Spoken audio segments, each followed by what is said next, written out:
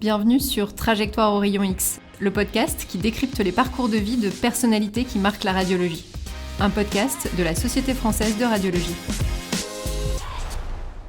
Notre invitée aujourd'hui est sans doute l'une des radiologues les plus proches des terrains de sport au monde. Depuis plus de 30 ans, Laurence Belaïch accompagne les équipes de France et couvre de grands événements sportifs internationaux dans des disciplines les plus exigeantes, football, rugby, tennis, MMA et même les danseurs de l'Opéra de Paris. Elle a couvert plusieurs Coupes du Monde de football depuis 1998 et de rugby, Roland-Garros, les Jeux Olympiques de 2008, de 2012 et 2024 à Paris, et travaille pour des clubs aussi prestigieux qu'Arsenal, le Real Madrid ou même pour le Palais de l'Élysée. Radiologue musculo-squelettique de référence, spécialiste de l'imagerie diagnostique et interventionnelle du sportif, elle a aussi joué un rôle majeur dans la formation des jeunes radiologues et dans la création de passerelles internationales, notamment via l'association franco-israélienne de radiologie. Aujourd'hui, elle est avec nous pour partager ce que la radiologie du sport nous apprend sur la précision, sur la gestion de la pression, mais aussi sur l'éthique du soin dans un univers où chaque image peut décider d'un match, d'une carrière et parfois d'une vie. Docteur Laurence Belaïch, merci infiniment d'avoir accepté notre invitation au micro de Trajectoire au rayon X. Merci à vous.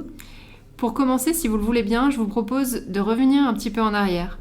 Qu'est-ce qui vous a amené à faire des études de médecine ? Est-ce que c'était une vocation ou plutôt une influence familiale ? Oui, c'est plutôt l'influence familiale. Je me souviens encore le moment où un de mes cousins revenait d'un staff, il était externe en médecine, et il parlait de ce truc-là, ça me paraissait tellement magique que je me suis dit que je ne pouvais pas faire autre chose que ça. C'est aussi simple que ça. D'accord, donc clairement une influence dans votre famille. Ouais. La médecine du sport, est-ce que vous aviez déjà en fait une appétence pour la médecine du sportif ? Pourquoi est-ce que vous avez fait ce choix dans la radiologie ? Moi, je séchais mes cours pour aller à Roland-Garros. J'allais voir le PSG au du temps où ça appartenait à Daniel Echter dans les années 70, etc. Avec mon père, mon frère, toutes les semaines, etc. Et en fait, je voulais être rhumatologue initialement. J'étais tombée amoureuse de la rhumatologie, à la pitié, à travers une femme exceptionnelle qui s'appelait Anne-Claude Keuger, qui était notre PH. Et j'étais fascinée par la rhumatologie, j'étais persuadée que je ferais rhumato. D'ailleurs, quand j'ai réussi l'internat, je suis allée à le service leur annoncer.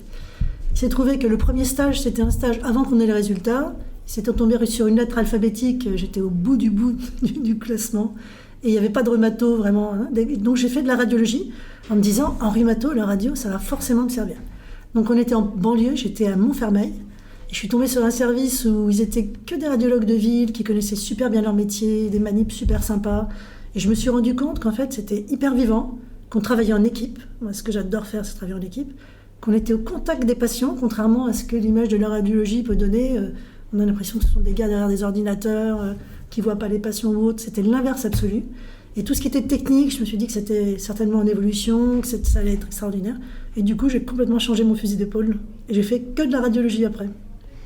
La suite dira que vous avez eu raison de faire ça. Ouais. Donc vous avez fait toutes vos études à Paris. Quel souvenir vous gardez de vos années d'internat et de post-internat à l'hôpital ? Déjà, on était obligé de faire des stages obligés en banlieue. Et ça, c'était très sympa pour justement comprendre ce que c'était le travail en équipe, avec des radiologues qui connaissaient bien leur sujet, avec les patients, etc. Moins dans les bureaux, etc. Ensuite, j'ai pu aller très vite en ostéo-articulaire, pratiquement essentiellement. J'étais chez Monsieur Grenier, que j'ai croisé là à l'instant, et j'ai pu connaître Bernard Roger. Et Bernard Roger m'a fait comprendre qu'au-delà de la radiologie ostéo-articulaire traditionnelle, rhumato, etc., il y avait la médecine du sport. Et j'ai pu voir mes premiers athlètes de haut niveau grâce à Bernard. Et d'ailleurs, c'est lui qui ensuite m'a donné la chance de rentrer à la clinique des Lilas, après mon clinica, comme sa collaboratrice en fait. Et c'est ça qui m'a vraiment mis le pied à l'étrier sur ce qui concerne la médecine du sport proprement dit. Ensuite, j'ai fait 2 stages chez Jean-Denis Laredo, mes 2 derniers stages d'internat, puis mon clinica, puis je suis restée 6 ans après avec lui. C'est sûr que de travailler avec Jean-Denis Laredo, c'était pour moi un rêve. Quand j'étais jeune interne, c'était inimaginable en fait pour moi. Et je suis allée le voir très tôt dans mon internat. Je suis allée lui demander si je pouvais faire ma thèse avec lui. Et il m'a dit, tu veux faire une thèse facile ou difficile ? Bon, je me suis dit, si je veux être avec lui plus tard, j'ai intérêt à prendre la bonne réponse. Donc j'allais toutes les semaines avec lui, on bossait, etc. Et c'était vraiment l'école de la rigueur, de la passion, de l'interventionnel aussi. Le travail aussi à la Riboisière, beaucoup en collaboration avec les cliniciens. C'est-à-dire qu'on était vraiment comme un même service avec le rhumatologue. Et ça m'a énormément servi parce qu'en médecine du sport, c'est essentiel. Les kinés, les ostéos, les médecins du sport, tout ça, on est vraiment comme une équipe. Les patients sont étonnés parce qu'on s'appelle, on s'envoie des vidéos, on staffe ensemble, même si on ne travaille pas au même endroit. Donc ça, c'est très important. C'est ce que m'a beaucoup appris Jean-Denis, qui est un vrai clinicien, puisqu'il était aussi rhumatologue. Et j'ai eu la chance aussi de travailler avec Jacques Bernageau, ce qui est quand même assez hallucinant, et surtout avec Michel Lequesne aussi, qui est devenu un ami après, avec lequel on a écrit des articles, que j'ai amené d'ailleurs en Israël pour le congrès France-Israël pour les 50 ans de l'incidence de Lequesne. Donc il s'est passé des choses magnifiques avec ces gens-là, grâce à Jean-Denis beaucoup, et puis aux autres aussi, quoi. Ok, super, ça a l'air incroyable, on va en reparler un petit peu plus. Donc ce qui frappe en fait dans votre parcours, c'est que même après votre installation en libéral et puis votre immersion complète dans le monde du sport, vous avez gardé une vraie activité académique assez importante. Vous avez écrit et coécrit de nombreux articles, vous êtes resté très impliqué dans l'enseignement, vous avez cofondé l'association franco-israélienne de radiologie, vous avez fait un site web avec des supports de formation. Ouais. Vous avez beaucoup donc contribué à la formation des plus jeunes et je voudrais vous poser la question de savoir à quel point cette mission est devenue centrale et importante pour vous et comment vous avez réussi à la mener à bien en libéral. Si j'avais pas été médecin, je pense que j'aurais voulu être prof déjà. Donc ça, j'ai une grande appétence pour les études et je pense que la transmission, c'est tellement essentiel. Et puis transmettre, c'est continuer à apprendre, c'est continuer à être au niveau, etc. Alors quand j'écrivais les articles, quand j'étais en ville, j'écrivais la nuit, jusqu'à 4-5 heures du mat. Ensuite, tu vas te doucher, tu retournes bosser. Voilà, c'est comme ça. Pour ce qui concerne ensuite le congrès France-Israël, ça a été toute une conjoncture. Enfin, il s'est passé à un moment donné, pendant la deuxième intifada, je crois qu'on devait être en 2000 ou un truc comme ça, il y a eu un appel à un boycott scientifique des Israéliens. Moi, je n'avais jamais rien fait de particulier en tant que juif, communautariste, rien du tout. Mais ça m'a paru insupportable, en fait. Donc, je suis allée en Israël, je suis allée voir directement le patron des radiologues israéliens de radiologie, qui s'appelait, là, il est décédé, Moshe Greif, qui était un homme absolument exceptionnel. Alors, et il m'a fait confiance, en fait. Et avec des amis radiologues français, on a créé cette association France-Israël. On allait à leur congrès, et puis à un moment donné, on a fait venir des jeunes, des internes israéliens à Paris pendant 15 jours. Et l'une d'entre elles est allée voir Philippe Grenier, donc dans le service de la Pitié, et il a rencontré Catherine Begelman, et elle est tombée amoureuse de Catherine Begelman. Elle me dit, mais qu'est-ce que c'est que cette fille, elle est tellement incroyable, il faut qu'elle vienne enseigner en Israël. Et donc j'ai appelé Catherine, puisque j'étais passée chez Philippe Grenier, je connaissais bien Catherine, donc... Et je lui ai dit, il faut que tu viennes. Elle m'a dit, ah non, c'est dangereux, etc. Je fais, Catherine, viens, je t'assure, c'est pas dangereux, tu vas venir avec moi. Et on a fait un congrès, quelques semaines plus tard, elle et moi, 2 jours. On a fait elle thorax, moi os. Il y avait pas mal de monde, hein, et puis surtout, les jeunes étaient hyper emballés. Ce qui fait qu'1 an après, on a commencé le congrès France-Israël, 3 jours de cours et 3 jours de tour, puisqu'on faisait aussi la visite. Et on faisait venir des Français, des Américains aussi, et puis bien sûr les Israéliens, et il y avait jusqu'à 300-350 personnes sur ces 3 jours qui venaient assister au congrès. Et c'était vraiment exceptionnel comme moment, ouais. C'était vraiment magnifique, magnifique. Alors maintenant on va passer à ce qui fait un peu plus rêver, je pense, les gens qui vont écouter cet épisode. Et c'est vraiment les terrains, les vestiaires et les compétitions internationales. Vous êtes la radiologue de l'élite sportive française depuis maintenant plus de 30 ans. Alors racontez-nous. Vous avez peut-être commencé en fait en 98 à l'époque de la Coupe du Monde. Oui, je suis rentrée en 96, je crois, à la clinique des Lilas, donc avec Bernard Roger, hein, qui était vraiment le radiologue de toutes les équipes de France et des équipes professionnelles en général, des compétitions, etc. Et donc j'étais là, et pendant 98, bien sûr, on s'est occupé de cette Coupe du Monde, donc on a vu tous les joueurs internationaux, etc. Et là, le moment le plus exceptionnel, c'est que, alors que j'étais en train de défiler peinture lurée de bleu, blanc, rouge en short avec mes enfants et mes parents sur les Champs-Élysées, à quelques heures de la finale, on m'appelle et on me dit, il faut que tu viennes, il y a une urgence. On ne me dit pas qui c'est, donc je me presse, j'arrive, et je tombe sur Ronaldo lui-même. On était à quelques minutes du coup d'envoi, c'est-à-dire qu'en fait les joueurs au Stade de France étaient en train de s'entraîner. On les voyait sur l'état télé et nous on avait Ronaldo avec nous, quoi. C'était absolument hallucinant. Donc oui, c'était assez exceptionnel. Mes enfants ont joué sur ses genoux, enfin c'est n'importe quoi. Ils voulaient que j'aille au stade avec lui, les mecs de la sécurité m'ont dit ah non, c'est pas possible, vous n'avez pas d'accréditation. Enfin voilà, des choses comme ça qui sont vraiment assez étonnantes. Ouais. Et donc j'imagine qu'à plusieurs occasions, vous avez dû décider un peu en urgence si un joueur pouvait ou pas continuer la compétition, etc. Comment ça se passe en fait concrètement? Qu'est-ce qui se passe dans ces cas-là? Quand on est jeune, c'est dur. C'est-à-dire quand on a des joueurs professionnels, internationaux, et que tu as l'entraîneur qui t'appelle en plein examen, il n'est même pas fini, tu as juste fait 2 séquences en disant est-ce qu'il est sur la feuille de match, c'est un peu compliqué. Mais avec le temps, tu restes sur tes bases, tu interprètes l'examen comme si c'était n'importe qui, tu t'isoles en fait psychologiquement du contexte et tu donnes tes conclusions. Hein. Et effectivement, tu fais sortir de la feuille de match, par exemple en 2002, Karembeu, qui devait normalement être sur la feuille de match, effectivement, je le fais sortir parce qu'il a une déchirure tendineuse majeure, quoi. Et là, c'est triste, mais oui, effectivement, on refait un deuxième contrôle le jour où la feuille de match doit être donnée aux médias. Et là, le gars m'appelle et je lui dis non, tu peux pas le prendre, c'est pas possible. Effectivement, c'est un peu triste, c'est très triste même, et c'est compliqué parfois. Oui. Ouais, et puis surtout, c'est une énorme responsabilité pour la personne qui dit ah bah non, lui, on va pas le faire jouer aujourd'hui. Adriana Karembeu était pas du tout contente. Hein. Je voudrais pas avoir Adriana Karembeu qui est pas contente en face de moi. Et donc, vous couvrez aussi Roland-Garros chaque année. Est-ce que vous avez un souvenir d'une situation ou d'un diagnostic qui a changé un peu la face du de la même façon, j'ai eu le meilleur joueur du monde à l'époque, donc je ne vais pas dire son nom, mais tout le monde a compris, que je voyais pour la 4e fois, donc c'était assez marrant parce que tu le vois tout jeune et ensuite tu le vois grandir et devenir la célébrité qu'il est, toujours aussi sympa et adorable, etc. Et effectivement, il avait un problème au poignet, je peux le dire parce qu'il a fait la conférence de presse après. Et bon, je lui dis que s'il continue à jouer, il va se déchirer complètement une structure et qu'il ne faut absolument pas qu'il joue. Et c'est mignon, puisqu'il écoute vraiment très religieusement, c'est un garçon hyper intelligent, bien sûr. Et c'était mignon de voir qu'à la conférence de presse après, il utilise exactement les mêmes mots que je lui avais dit. Et ça, c'est l'intelligence des sportifs qui comprennent très très vite, très bien, surtout les grands joueurs comme lui, quoi. Ils comprennent les enjeux, il n'y a pas besoin de leur expliquer. Ils sont faits de tout ça vraiment très précisément. Ouais, ok. Et puis alors un autre pan aussi de votre carrière, les Jeux Olympiques, vous les avez couverts 3 fois, à Beijing, à Londres en 2012, puis à Paris, là récemment en 2024. Vous avez vu 3 générations d'athlètes et de technologie, parce qu'en fait la technologie a beaucoup évolué. Quelle différence majeure vous avez vue entre ces trois époques et qu'est-ce que vous pouvez nous raconter un peu sur ces JO?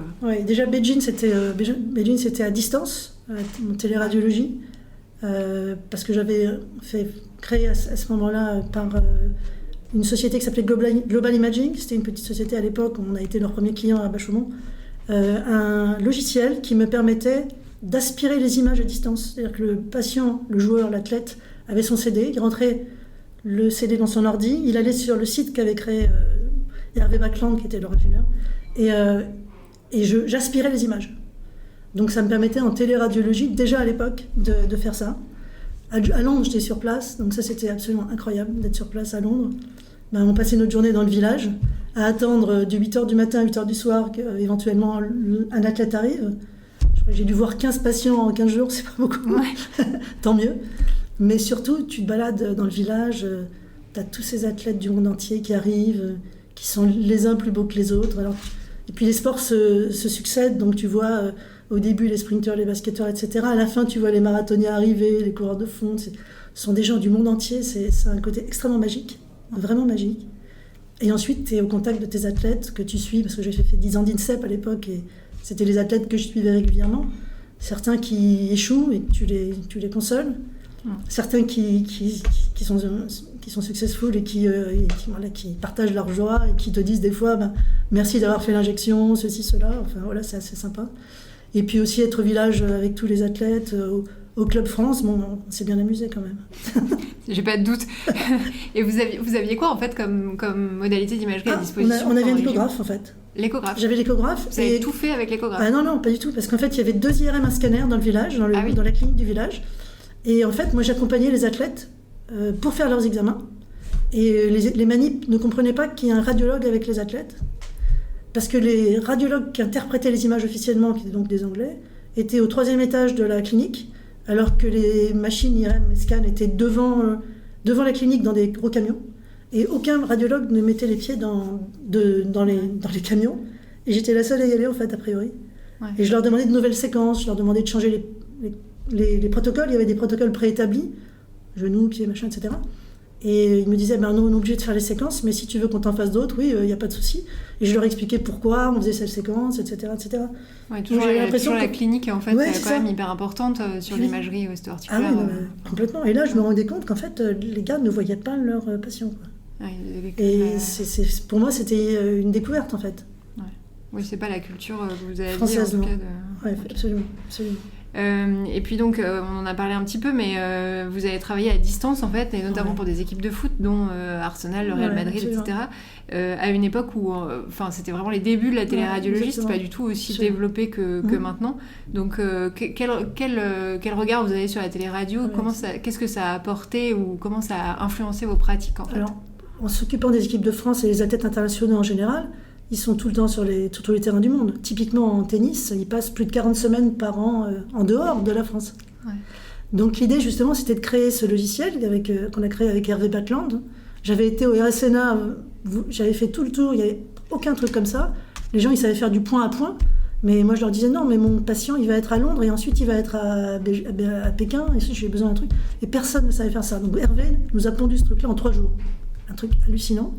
Et ça, on l'a utilisé déjà la première fois pour la Coupe du Monde de rugby en Australie, où on est allé avec Hervé chez le médecin de l'équipe de France de rugby qui allait partir quelques jours après. On a foutu le truc dans son ordi, enfin c'était vraiment marrant, quoi. Mais auparavant, j'avais déjà utilisé la téléradio par satellite, en fait. C'est-à-dire qu'à la Coupe du Monde de football de Corée, donc c'est après la Coupe du Monde de 98 en 2002, on a Zidane qui se blesse tout de suite, je ne sais pas si vous vous souvenez, et donc l'examen je le vois ensuite en différé, mais j'avais identifié les radiologues chez lesquels il fallait aller pour les équipes de France en fait. Donc ils vont tout de suite, j'appelle le médecin de Séoul, je lui dis on a Zidane dans le taxi, il arrive, le mec le prend, ok. Et pour l'examen de contrôle qui lui permet de retourner sur les terrains, on a fait en sorte que ça soit à une heure ouvrée pour nous à Paris, et je suis allée dans le site parisien, francilien plus exactement, de télémaintenance de l'IRM où il allait passer l'examen, et j'étais au téléphone en direct avec les radiologues là-bas, le médecin de l'équipe de France là-bas. Ouais, c'était un autre niveau. Et ensuite, là où ça nous a énormément servi, ça m'a servi ensuite tout le temps, parce que tous les athlètes, tennis, rugby, machin, ils savaient qu'on pouvait le faire, donc ça c'était vraiment très sympa. On l'a utilisé notamment à Pékin, donc ça c'est sûr. Et ensuite, on l'a utilisé aussi pour la Coupe du Monde de football 2006, où là ça a joué un rôle déterminant. Ouais. Puisque Zidane s'était blessé en quart de finale et qu'il m'a appelé à midi le jour de la demi-finale avec le CD, il était avec l'informaticien de l'équipe de France et j'ai pu aspirer les images et lui dire qu'il y avait un claquage de grade 1 qui était passé inaperçu, claquage musculaire, et donc il a joué avec un strap serré et il a donc comme ça pu jouer la demi-finale et la finale de cette Coupe du Monde. Donc hyper important en fait. Ouais, là ça aurait été ennuyeux si on n'avait pas vu la lésion. Je pense qu'il serait passé en grade 2 assez facilement, vu l'intensité de ce type de compétition, c'est sûr. Donc là, ça a été vraiment sympa pour le coup pour lui. Ouais. Du coup, vous avez peut-être participé à initier un peu ce qui est devenu la téléradio aujourd'hui. Alors, vous êtes aussi radiologue pour l'Opéra de Paris et pour des joueurs de MMA. Ouais. Donc, en fait, et puis vous avez aussi des rugbyman, on n'en a pas parlé, mais en fait, est-ce que j'imagine en tout cas que vous voyez vraiment des grosses différences entre les corps de ces différents athlètes et surtout les blessures qu'ils peuvent avoir. Oui, bien sûr. Alors, au niveau technique, oui, on sait bien, en médecine du sport, il y a un concept très intéressant qui a été inventé, c'est le concept de technopathie, c'est-à-dire le geste, la technique, crée la pathologie. Donc effectivement, avec l'expérience, on sait, en fonction des pathologies, en fonction des mouvements, etc., ce qu'on doit chercher spécifiquement, ce qui nous rend beaucoup plus affûtés dans le diagnostic. Ça, c'est important. Mais en vérité, sur le plan psychologique, ce sont tous des athlètes de très haut niveau, d'une extrême intelligence. Donc pas du tout l'intelligence qu'on a nous en tant que médecins ou que vont avoir d'autres professions, mais ils ont une intelligence exceptionnelle. Et typiquement, moi j'ai été absolument fascinée par l'intelligence des athlètes de MMA. Ah oui. Je ne m'attendais pas du tout à ça, franchement. Le sport a l'air tellement incroyablement monstrueux en fait quand on le voit. Et en fait, les gars sont extrêmement intelligents. Ouais. Et ils sont tous intelligents. Si tu lis les mémoires d'Aurélie Dupont, elle a écrit un bouquin extraordinaire tout récemment, Pourquoi je danse. Et quand tu vois le parcours d'Aurélie, tu te dis, mais cette fille, elle est totalement... je savais, quand tu la connais, j'ai la chance de la connaître assez bien, tu sais qu'elle est exceptionnelle, et quand tu découvres son parcours tel qu'il a été, sa résilience, sa capacité à aller chercher les solutions là où personne ne les a trouvées, mais elle les trouve par elle-même, et elle va chercher les gens autour d'elle, etc. Moi, je trouve ça vraiment fascinant, les athlètes. Ouais, moi, j'ai une fascination pour ces gens-là. C'est un niveau exceptionnel d'engagement, de passion, Voilà, c'est extraordinaire. Ouais, et ils sont tous quelle que soit la discipline, du même niveau d'intelligence, c'est vraiment fascinant. C'est fascinant. Qui font vraiment appel à des ressources complètement inattendues. Et beaucoup, beaucoup d'humilité aussi. Ouais. Comme on sait, c'est Christine Aran qui me disait qu'il était des dizaines et des dizaines de gamins du même niveau, de même potentiel. Mais elle a bossé comme une dingue, tu vois. C'est Zidane aussi, dont on sait que le frère était probablement plus doué que lui, mais lui, il n'allait pas au cinéma, quoi. Ouais. Le travail joue beaucoup quand même. Ouais, c'est ça. En fait, le talent, on dit que c'est beaucoup de travail. Le talent, c'est beaucoup de travail. Alors, un autre versant encore de votre activité très riche, c'est le PRP. Ouais. Aujourd'hui, c'est une pratique qui est très courante en ostéo-articulaire, qui est quasiment installée partout. Vous avez une grosse expérience sur le sujet depuis très longtemps, il me semble. Et est-ce que vous pouvez nous raconter un peu comment vous avez commencé cette activité et quel usage surtout vous en avez chez les sportifs de haut niveau, contrairement à sportifs du dimanche comme nous on fait? Ouais, c'est pas si différent finalement. Alors le PRP, en fait, moi j'étais à un congrès qui s'appelle le Congrès mondial du tennis, qui était 2 ans avant les Jeux de Londres justement.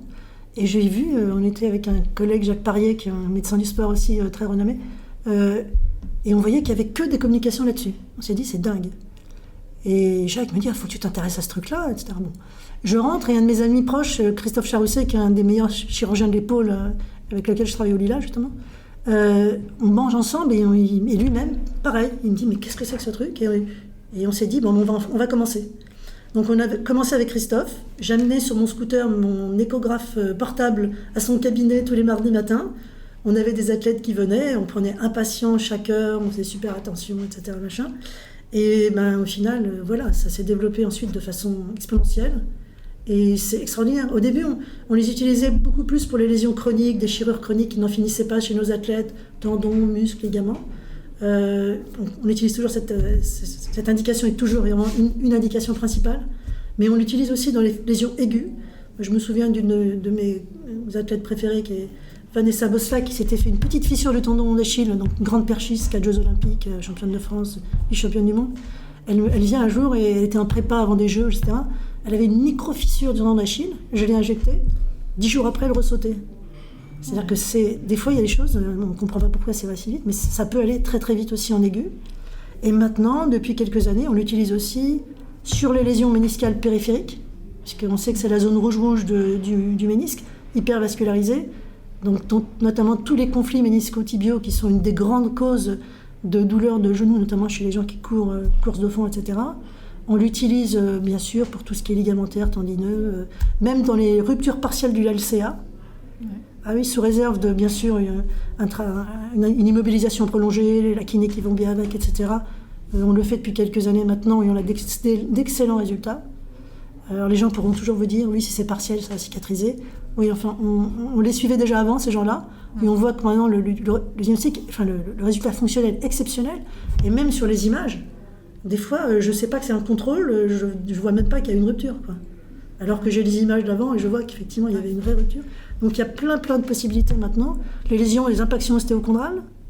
Et en dehors du contexte sportif, sport de haut niveau, il y a la gonarthrose, puisque l'œdème osseux sous-chondral, ce sont des micro-fissures qui saignent dans l'os sous-chondral, dont on sait que c'est une zone très innervée et très douloureuse dans les arthroses. Et cet œdème osseux, on s'en débarrasse parfois, carrément complètement, ou en tous les cas, on le fait diminuer nettement. Et notamment chez les gens très âgés, pour lesquels on a très envie de mettre une prothèse. D'abord, certains sont réfractaires, et puis dans d'autres cas, on ne peut pas les opérer. Et là aussi, ça a un effet, et les gens peuvent vivre, je ne vais pas vous dire normalement, mais en tous les cas, récupérer une autonomie. On sait à quel point c'est important chez les gens âgés. Donc là, on quitte le contexte sportif haut niveau, mais on l'utilise pour tout le monde, hein. C'est pas seulement... Et justement, c'est super de voir que c'est des techniques qui viennent en fait du monde du sport et qui ont été complètement transmises sur la radiologie un peu générale, quoi. Ok. Et alors, dernier point, mais pas des moindres, et alors ça m'a fait vraiment marrer quand j'ai préparé cet entretien. Comment on fait pour devenir le radiologue du Palais de l'Élysée? Alors, c'est mon ami Fernand Laredo, qui est le frère de Jean Denis, donc qui est le grand frère de Jean Denis, qui est rhumatologue, qui était depuis très longtemps le rhumatologue de l'Élysée, qui m'a envoyé des patients, je ne sais pas, je devais être en 2002, 2003, je ne sais plus exactement, et plusieurs patients à la suite. Et puis finalement, de fil en aiguille, ils ont compris que c'était fiable, qu'on faisait le job, quoi. Et donc, au début, il m'envoyait essentiellement des choses pour ostéo-articulaire, bien sûr. Mais comme là où je travaille depuis maintenant plus de 20 ans à la clinique Bachaumont, nous sommes tous des spécialistes, en fait, des sous-spécialités de radiologue. Imagerie de la femme avec Corinne Bordon, Anne-Hélène Munichère, neuroradiologue avec notamment Françoise Errand, Vanessa Chalumeau et des gens comme ça. Et donc on est plus des gens qui sont hyper spécialisés prostate, par exemple comme Antoine King, enfin toutes nos équipes qu'on connaît. Et donc ils savent qu'on peut répondre finalement à toutes les possibilités de pathologie. Et donc ils m'appellent pour aussi bien un problème de gynéco qu'un problème neuro, que moi éventuellement. Voilà. Et donc en fait la raison pour laquelle on est aussi là-dessus, c'est exactement comme la médecine du sport de haut niveau. C'est-à-dire qu'on est hyper disponible. Ouais. Vraiment hyper disponible. Et puis bon, on est sur-spécialisé, et donc effectivement experts dans nos spécialités respectives. Donc un peu un concours de circonstances, mais enfin c'est comme le talent, quoi. C'est aussi beaucoup de travail. Beaucoup de disponibilité aussi. Oui, ça j'imagine. Alors, on arrive bientôt à la fin de cet entretien, et donc pour conclure, je vous propose des questions un petit peu plus courtes, qui sont un peu rapides, vous répondez comme vous l'entendez. Le sportif le plus impressionnant que vous ayez eu l'occasion de voir de près?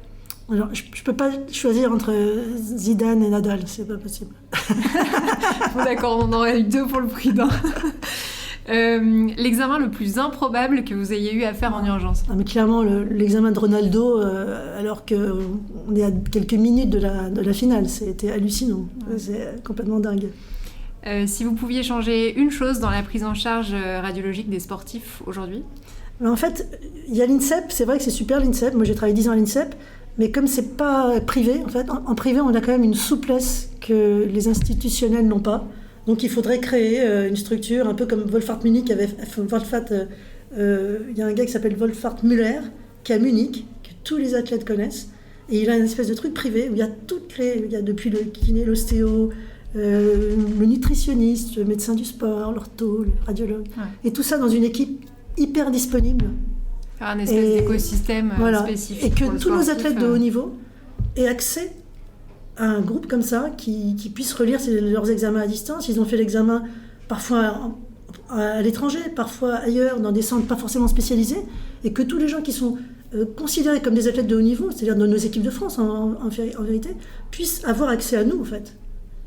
Et qu'on soit hyper dispo pour eux, qu'on travaille comme on sait le travailler en équipe. À l'époque la grande époque de l'INSEP, il y a Yves Desmarais, que moi j'ai eu la chance de rencontrer justement et qui m'avait fait rentrer à l'INSEP, qui est celui qui avait rendu le service de l'INSEP de médecine du sport. C'était notre mentor. On était des dizaines à faire le staff qui faisait, je ne sais plus, tous les 2-3 mois, je ne sais plus. Ça commençait à 8h, ça finissait à 1h du matin. Il y avait les athlètes qui défilaient. On les examinait. Il y avait l'échographe. Il y avait l'IRM, machin. Il y avait tout. Tout le monde parlait et tout le monde donnait son avis. Il y avait les meilleurs orthos, les meilleurs radios, les machins. Et ça, c'était absolument exceptionnel. Et c'est ça qu'il faudrait reconstruire. Mais bon, nul n'est dit Yves Desmarais qui veut, quoi. C'est Yves Desmarais, c'était Yves Desmarais. Mais toujours quand même une grande place de la clinique, en fait, dans la prise en charge des patients. Essentiel.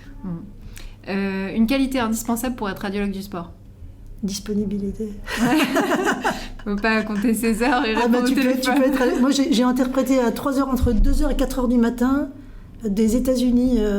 des examens de l'équipe de France de rugby alors qu'ils étaient à Bachaumont, en discutant avec le médecin et en balançant et les images clés et le compte-rendu dans la foulée. Une personne qui vous inspire encore aujourd'hui? J'ai énormément d'affection pour Michel Lequesne. Si vous aviez un conseil à donner aux jeunes radiologues qui rêvent de faire ce que vous avez fait et de travailler dans le sport de haut niveau? Il faut s'accrocher, c'est comme dans tous les métiers, il faut beaucoup de présence, beaucoup de disponibilité, même quand vous n'êtes pas au premier rang, vous voyez. C'est-à-dire qu'il faut que, dès qu'il y a des expériences à prendre, il faut les prendre.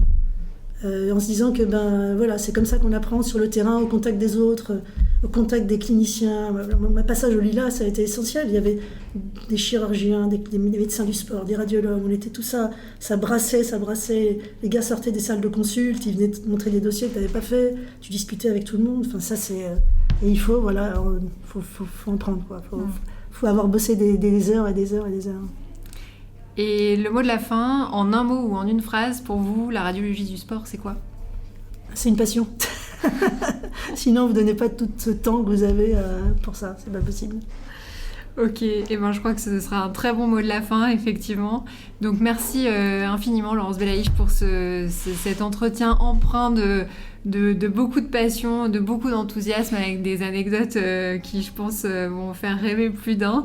Merci beaucoup pour votre présence et pour votre témoignage. Merci beaucoup. Merci. Si ce podcast vous inspire, parlez-en autour de vous. Rendez-vous au prochain épisode et d'ici là, retrouvez-nous sur radiologie.fr.